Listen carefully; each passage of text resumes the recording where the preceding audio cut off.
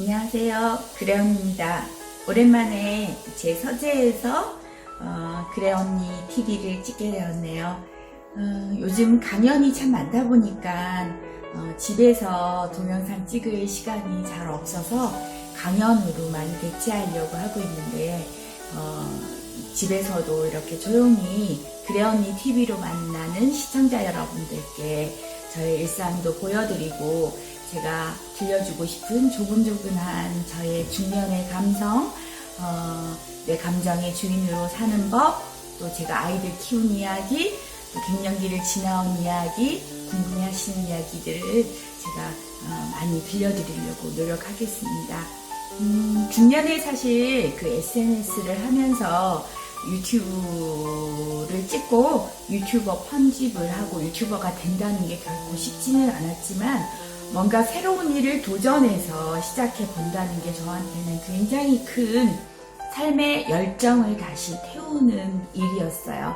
그래서 굉장히 다시 살아있다는 어떤 그런 기대감, 내가 뭔가 다시 시작할 수 있다는 그런 흥분, 설레임, 꼭 입학할 때 중학교 올라갔다가 다시 고등학교 들어갈 때는 다시 다른 기분이고 대학교 들어갈 때 또 낯선 환경에서 또 거기 적응하는 것처럼 제가 이제 중년에 원숙한 중년에 들어서서 어떤 원숙한 중년의 단계를 밟아가는데 아직은 제 생애 처음인 중년이지만 그 중년을 어떻게 좀 더 현명하고 지혜롭고 실패하지 않게 인생의 반환점을 돌아가는 시점에서 살아갈지 늘 고민하고 살고 있습니다.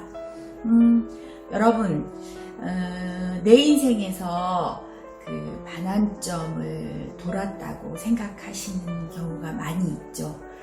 저는 요즘 100세 시대라고 하니까 제가 아마 인생의 반환점은 딱 50이 기점이 아니었나 생각이 듭니다.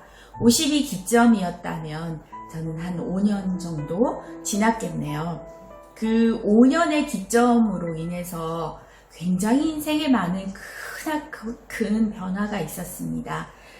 그 이전에는 물론 엄마로 제가 맡아있던 어떤 역할들로 살기 바빴지만 아이들이 대학을 딱 들어가게 되면서 빈둥지중근이나 그런 갱년기가 저한테 다가오면서 다시 인생이 그런 큰 태풍, 허리케인이나 쓰나미처럼 제 인생이 아주 크나크게 뒤집어지는 경험을 바로 직접 제가 겪었습니다.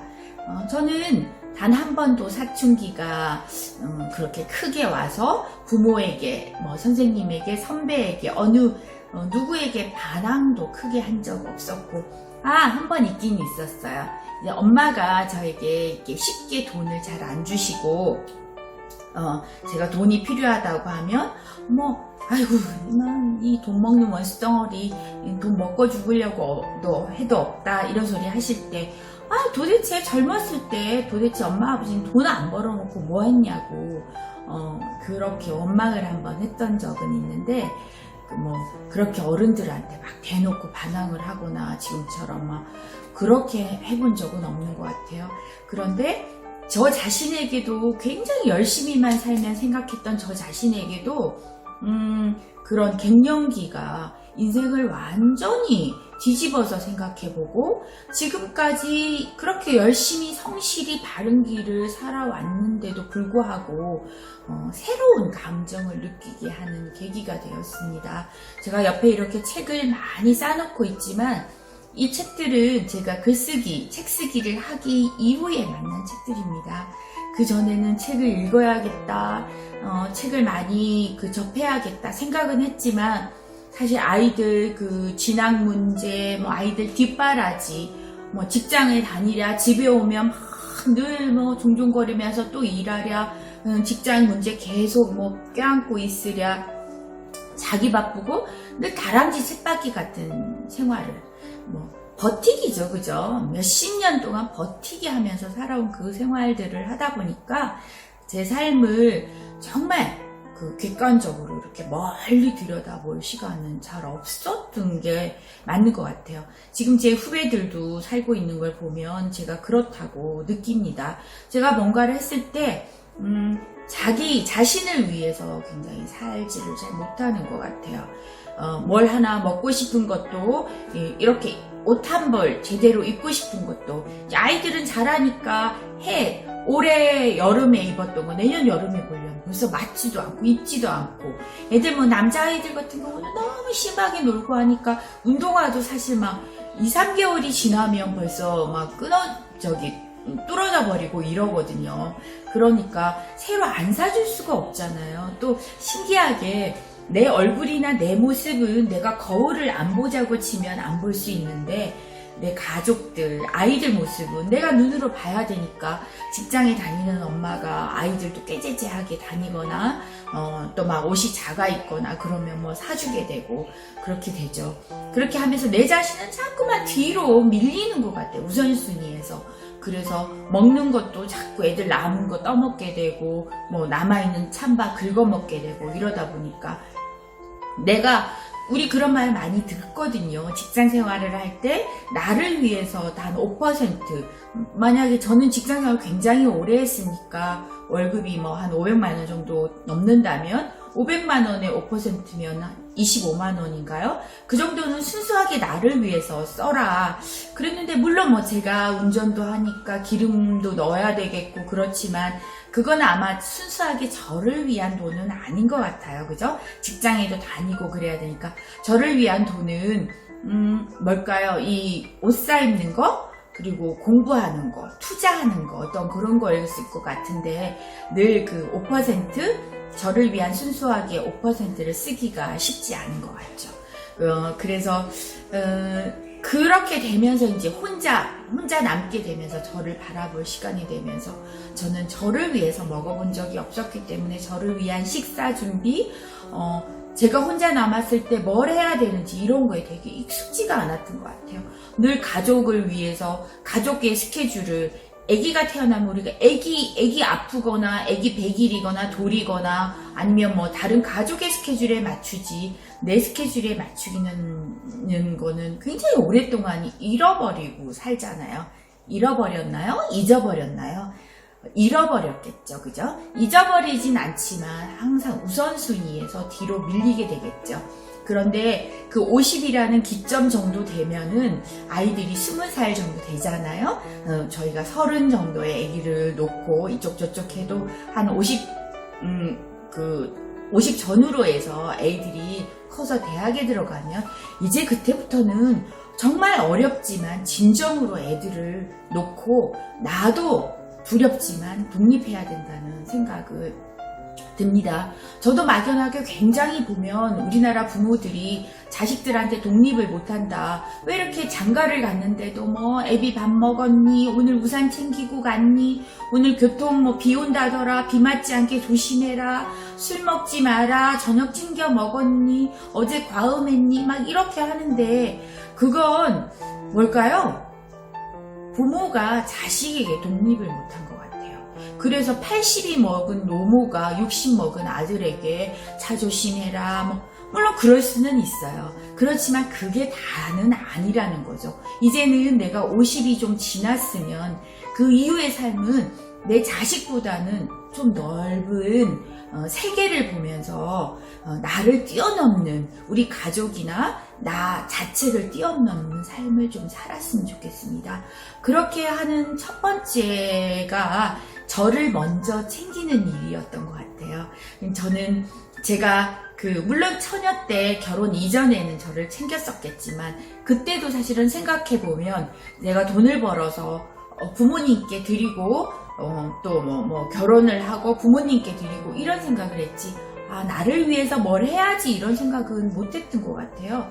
그런데 제가 이제 이 책을 쓰면서 저의 감정 공부를 하고 저의 감정 바라보기, 내 감정으로 사는 주인으로 사는 법에 대해서 계속 고민하다 보니까 제가 이렇게 첫 번째 책이 나왔을 때 저한테 가장 먼저 선물을 했어요. 지금도 이렇게 쓰여져 있네요. 가장 먼저 나에게 주는 선물. 그래, 제 그 필명이 그래잖아요. 그러니까 본명에서 그래로 만나는 나에게, 투미. 2018년 11월 28일 12시 25분이라고 땡땡땡 되어 있네요. 그죠? 이렇게 저를 위해서 순수하게 마음을 내기가 참 쉽지 않아요. 그렇지만 이것도 굉장히 용기가 필요하다는 생각이 들고요. 항상 뭔가를 하기 전에 이런 생각을 인생은 내가 있기 때문에 자식도 있고 가족도 있고 부모님도 있다라는 생각을 먼저 하면 이 내 원칙에 어떤 원칙에도 휘둘리지 않는 나 자신의 원칙을 바로 세울 수 있다는 걸 깨닫게 되었습니다. 가치란 건 변할 수 있다고 하네요. 어떤 조폭이나 도둑하는 도둑질하는 도둑의 속을 속에서도 가치는 있답니다. 어떤 게 가치 있냐는 만약에 사기꾼들 같으면 사기를 잘 치는 사람이 가치가 있는 법이겠죠. 그래서 그 그룹마다 가치는 있지만 원칙이란 건 변치 않기 때문에 나를 먼저 챙기기 시작하는 원칙이 쓰기 시작하면 내 중심이 흔들리지 않습니다. 그래서 나를 먼저 50 이후에 아이들이 독립한 다음에는 아이들은 아이들 삶을 살아가게 내 원칙만 세우고 내가 바로 먼저 살아간다면 거기에 의해서 아이들은 이렇게 갔다가도 되돌아오고 또 엄마가 사는 모습을 보고 바뀔 수도 있으니까 그 중년의 감정을 제일 먼저 세우는 데는 나의 원칙 세우기, 내 중심의 원칙, 나를 바로 먼저 챙기고 세우는 게 가장 중요한 것 같습니다. 중년 여성 여러분, 그리고 엄마들 여러분, 여성들 여러분, 아니면 남자들 개인 여러분, 나에 대한 원칙, 나를 기본으로 세우는 원칙을 바로 가지고 있는 사람만이 다른 사람을 도와주고 베풀 수 있습니다. 그래야 내가 공허하지 않아요. 그죠? 이렇게 행복이나 다른 선이나 감정은 차고 넘칠 때 흘러 넘치는 걸 가지고 베풀 수 있지, 내 마음 안에 가난하고 결핍한데 그 결핍을 없는 것을 끄집어내서 쥐어짜면서 남한테 줄 수는 없거든요. 내가 차고 넘치려면 내 안에 행복의 샘이 계속 보이도록 나를 먼저 챙기시는 거에 이기적이 되라는 말하고는 굉장히 다르겠죠. 내 내면의 어떤 정신적인 감정, 원칙 세우기, 그 다음에 건강, 내 건강이 세워져야만 다른 사람을 베풀 수 있는 건강을 돌볼 수 있는 이런 거, 정신적인 건강, 육체적인 건강 이런 것도 그렇거든요. 그래서 그런 걸 세울 수 있는 마음의 여유를 가지고 반드시 나를 찾기를 하셔야 됩니다.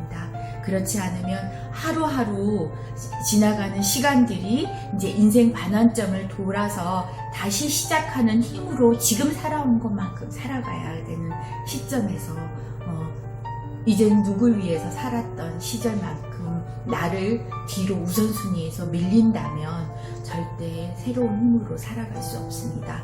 우선순위에서 항상 가장 내가 먼저이고, 그래야만 인생을 생각할 때 내 원칙이 흔들리지 않고 중심이 잡힌다는 것, 그러니 TV 시청자 여러분 꼭 명심하시고요.